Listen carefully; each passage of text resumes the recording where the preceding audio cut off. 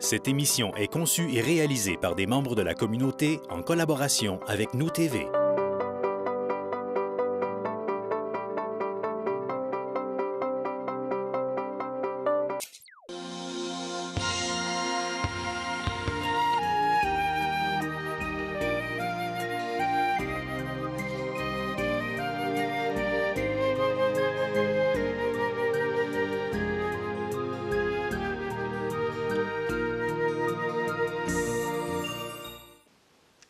Je suis très heureux de vous retrouver à nouveau pour ce regard sur la parole.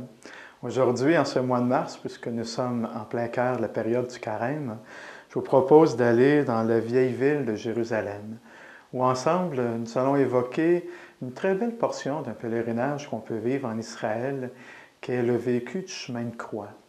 Ce chemin de croix, on le vit dans les rues de la vieille ville de Jérusalem, puisque c'est une ville qui est 2 fois millénaire comme histoire. Vous comprenez bien que les voitures et les autobus n'ont pas accès, bien sûr, dans cette portion de la ville, puisque le 2000 ans, on n'avait pas prévu l'avènement de ces engins à moteur. Donc, c'est à pied que l'on vit le chemin de croix, qui est une expérience forte. En tout cas, ça a été le cas dans chacun des pèlerinages que j'ai eu la chance d'accompagner.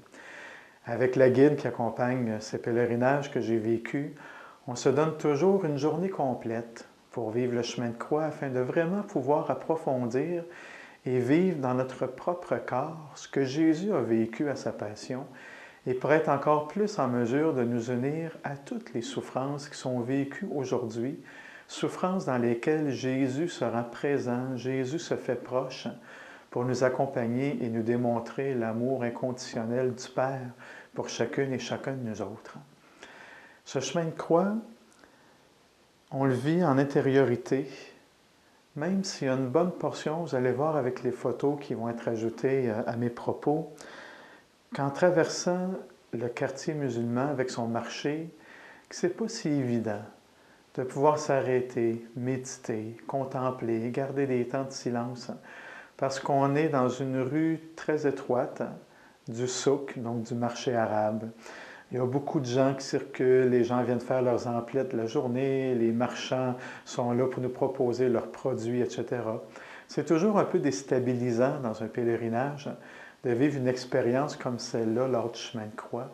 Mais en même temps, ça nous ramène à l'expérience même de Jésus, qui lui aussi, puisqu'il était un condamné à mort, on le faisait passer dans les ruelles puis dans les rues qui étaient achalandées à son époque, puisqu'on voulait en faire comme une sorte d'exemple, comme une sorte de témoignage de la force de l'armée romaine et des dirigeants juifs de l'époque.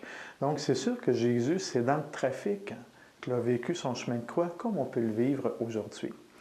Lorsqu'on vit le chemin de croix, on traverse 3 quartiers du Vieux Jérusalem. Le quartier arabe, le quartier araméen et le quartier chrétien, qui ont des caractéristiques qui leur sont propres, que je n'aurai pas le temps d'évoquer dans cette chronique d'aujourd'hui, mais quand même, on a ce beau privilège de pouvoir se faire très proche de l'humanité en se faisant proche de Jésus lors de son chemin de croix. C'est une assez vieille tradition à Jérusalem. Ça remonte à presque 150 ans, cette tradition du chemin de croix de Jésus dans les rues de la vieille ville. Un des personnages importants qui l'a mis en œuvre, entre autres, c'est un franciscain, le père Frédéric Jansoun, qu'on a bien connu ici au Québec, puisqu'il a été l'un des directeurs des pèlerinages au sanctuaire du Cap-de-la-Madeleine. Donc, le père Frédéric a été responsable des pèlerinages à Jérusalem, au Saint-Sépulcre, et c'est lui, entre autres, qui a mis sur pied cette pratique du chemin de croix dans les rues de la ville. Peut-être que si on s'était basé sur les réalités historiques ou archéologiques que l'on connaît aujourd'hui, le chemin emprunté serait peut-être un peu différent parce que des nouvelles fouilles viennent donner comme une autre configuration à la Jérusalem du temps de Jésus, mais néanmoins, lorsqu'on vit l'expérience, on a le beau privilège de le vivre dans notre chair, de le vivre avec notre corps, de marcher le chemin de croix de Jésus. Les premières stations, ce sont des stations qui sont quand même assez simples. Dans un même lieu, on retrouve ce jugement qui a été fait de Jésus par Caïphe. On retrouve le portement de la croix, où on a remis la croix à Jésus, où il a reçu la couronne d'épines, où il a été flagellé. Ces premiers moments du chemin de croix de Jésus, c'est dans un même lieu, dans une même chapelle qu'on les retrouve et où ils sont évoqués, entre autres, par les vitraux qui viennent orner cette chapelle, qui est comme le point de départ du chemin de croix. Ensuite, on se promène dans les rues du quartier araméen, où là, on découvre ces stations où Jésus tombe pour la première fois, où Jésus rencontre sa mère, où Jésus tombe la deuxième fois, et où Jésus reçoit l'aide de Simon de Cyrène pour porter sa croix.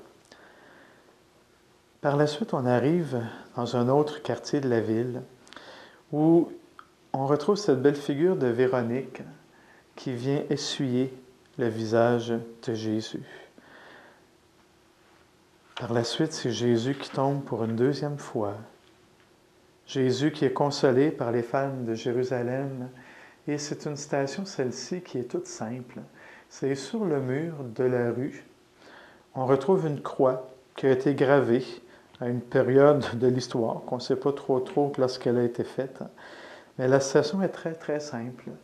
On est invité à mettre notre main sur cette croix qui est sur le mur, tout simplement. Et avec la station où Jésus tombe pour la troisième fois, là, nous sommes vraiment à l'entrée du Saint-Sépulcre. Dans le Saint-Sépulcre, on retrouve les 5 dernières stations du chemin de croix.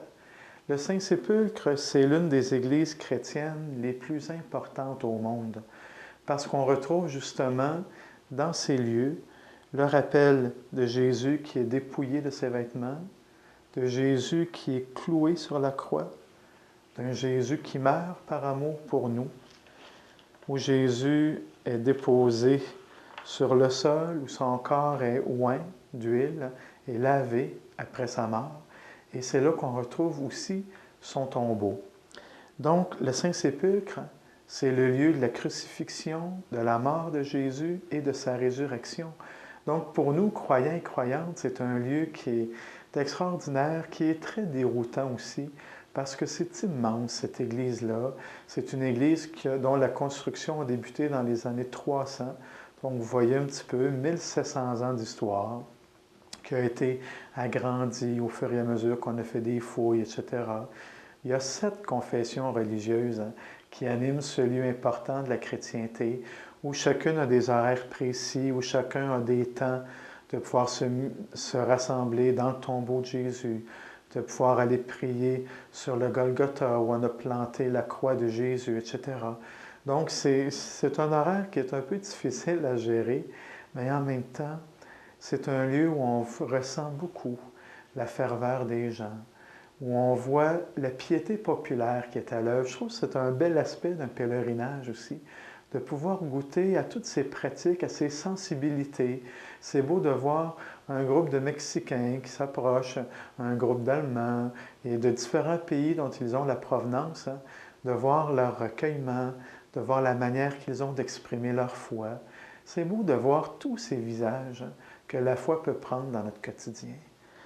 Donc, le chemin de croix, je trouve donc que c'est un beau moment dans un pèlerinage, de pouvoir prendre le temps de le vivre, de prendre le temps également de s'arrêter pour intérioriser tout ce que Jésus a vécu, parce que ce chemin-là que l'on fait physiquement, avec nos jambes, avec nos pieds, nos bras, tout notre corps, avec nos yeux, avec nos oreilles, avec notre nez aussi pour sentir un peu toutes les épices dans le marché, etc. C'est tous nos sens qui sont mis en contribution pour réaliser qu'encore aujourd'hui, Jésus fait route avec nous autres. Que Jésus ne nous abandonne pas sur nos chemins du quotidien, qu'il nous aide à surmonter nos difficultés, nos temps d'épreuve. Et en le vivant dans notre corps, on réalise tellement que la vie qui nous vient de Dieu, c'est une vie qui est plus forte que tout. C'est une vie qui est plus forte que la souffrance, qui est plus forte que la maladie, qui est plus forte que la mort. Ce chemin de croix, moi je pense qu'il y en a beaucoup d'entre nous autres qui le vivons au cœur même de notre quotidien. On le vit dans notre corps, on le vit dans notre confiance dans le Seigneur. Donc, et à chaque fois qu'on vit le chemin de croix en pèlerinage, on le vit toujours en union de prière. Parce que c'est beau de voir les pèlerins, les pèlerines qui, dans une expérience de foi comme celle-là, viennent présenter au Seigneur toutes ces personnes qu'ils portent dans leur cœur, les membres de leur famille, leurs amis, qui en vivent des souffrances, qui en vivent des difficultés, mais dans lesquelles on vient se rappeler constamment que Jésus fait route avec nous autres. Moi, je vous souhaite de pouvoir vivre, peut-être dans la Semaine Sainte cette année, entre autres, un beau temps d'intériorité devant ce Jésus qui donne sa vie par amour pour nous sur la croix, et d'un Jésus qui, à travers sa résurrection, vient nous redire la force de la vie. Qu'à travers ce Vendredi Saint, vous puissiez déjà voir poindre dans votre vie la belle lueur de Pâques. Je vous souhaite une belle suite de carême, une très belle montée vers la fête de Pâques, et on se retrouve le mois prochain où cette belle chronique du regard sur la parole aura une belle couleur pascale. Bonne fin de carême à vous autres. Voici venir l'heure, et elle est venue, où vous serez dispersés, chacun de votre côté, et me laisserez seul. Mais je ne suis pas seul, le Père est avec moi. Je vous ai dit ces choses pour que vous ayez la paix en moi. Dans le monde vous aurez à souffrir, mais gardez courage, j'ai vaincu